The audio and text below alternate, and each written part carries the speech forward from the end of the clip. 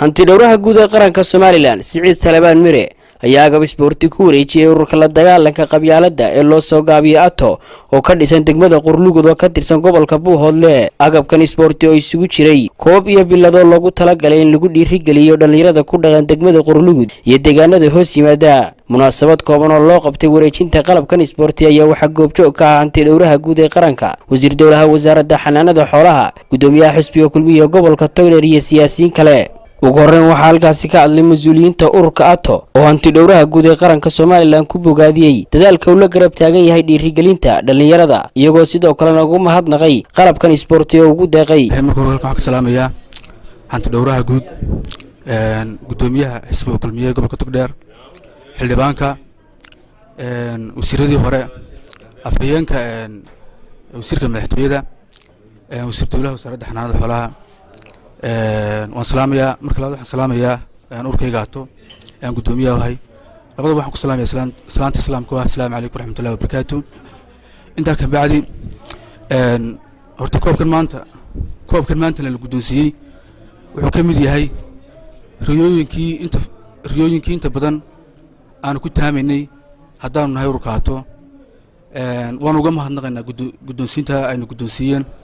weliba waxaan si gaara ugu sii mahadnaqayaa hanti dhowraha guud Siciid Salebaan waan leeyahay ballanqaadkii noo ballanqaaday inuu koob noo keeni doono uu kaga dhabeeyay ilaahayna ka abaalmariyo. waxaan u mahadceliyaa mahaddan aan siinayaa hanti dhowrka guud ee qaranka Jamhuuriyadda Soomaaliland oo runtii ballanqaadkii ugu horreeyay awal aanu ka kulano noo aqbalo noo oofiyay. waxaan leeyahay ilaahay miisaanka xasanaadka kugu daro.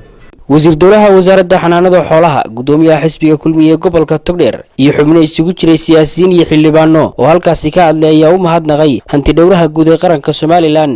waxaan aad ugu mahadnaqayaa hanti dhowraha oo ballanqaadkan isla ogeeyna ka soo baxay xafladii uu kaga ballanqaaday waqti wanaagsan iyo hadiyad qiimo leh runtii idin soo gaarsiiyay.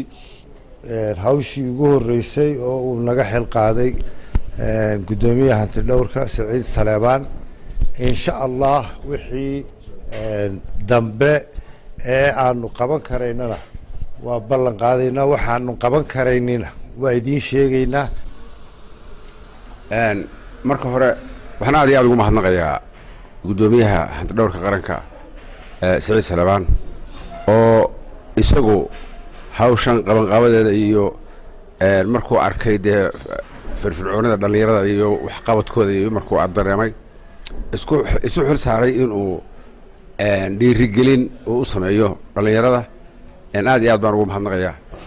waan idinku taariideynayaa marka ugu horeysa in abaabulkan iyo isu imaadkan iyo maxaa la yiraahdaa wada shaqaynta inta leega ay yeelataan ee deegaankiina u sameysaan si deegaanka horumarkiisa looga shaqeeyo. deegaan waliba iyo cid walibana sidaa la sheegay wax walba meel bay ka bilowdaan. gudoomiyaha aad iyo aad uu ugu ballan qaaday inuu ku wareejiyo qalabkan xilli uu tegey degmada Qorlugud oo tegey qalabkaas oo hadda aan ku wareejin doono ururka ATO koobabkan iyo biladahan oo runtii ururka ATO ah urur ka dhisan degmada Qorlugud wax badanna qabta. gabagabadii waxaa halkaasi ka hadlay hanti dhowraha guud ee qaranka Soomaaliland Siciid Salebaan Mire oo sheegay inuu wadayo dadaalka loogu jiro in la dhiirigeliyo dhalinyarada ku dhaqan deegaankaasi, isla markaana la dardaarmay dhalinyarada ururka la dagaalanka qabyaaladda ATO. ururkan ATO aanu maanta oo nimi waa urur istaahila wax walba oo ururka shaqeeyay deegaanka, waa urur horumarinta deegaanka iyo wacyigelinta dhalinyarada ka shaqeeya. maanta waxaanu ku wareejin doonaa koob ay qaban doonaan insha Allah wiigaga soo socda oo ay qaban doonaan 6 tiim oo ka dhisan deegaanka. marka waxaa ku wareejin doonaa gudoomiyaha Khaliil Barrawran TV-ga qaranka Soomaaliland magaalada Burco.